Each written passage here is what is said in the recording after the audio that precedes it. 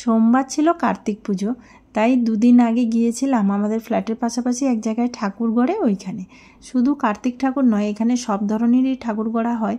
দুর্গা এবং কালী ঠাকুর গড়েছিল, হয়তো এগুলো বিক্রি হয়নি, আছে। কালী ঠাকুরের মুখখানা কি সুন্দর চকচক করছে দেখুন, বেশ ভালোই লাগছিল মাকে দেখে। এদিকে দেখুন কি সুন্দর কিউট কার্তিক, দেখেই মনে হচ্ছিল বাড়ি নিয়ে এসে পুজো করি।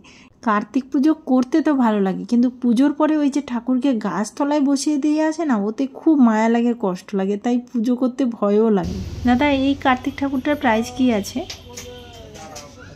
কত? 1100। আর এই কিউট ছোট্ট কার্তিকগুলোর দাম কি আছে? 230। 1100। সব কিছু দিয়ে আপনারা রেডি করে দেবেন তো? সব কিছু বলতে তীর্ধনুক না কিনতে। আচ্ছা, তীর্ধনুকটা নিজেকে কিনে নিতে যে বাড়ি খেলবে কিংবা কিনেও দিতে পারেন।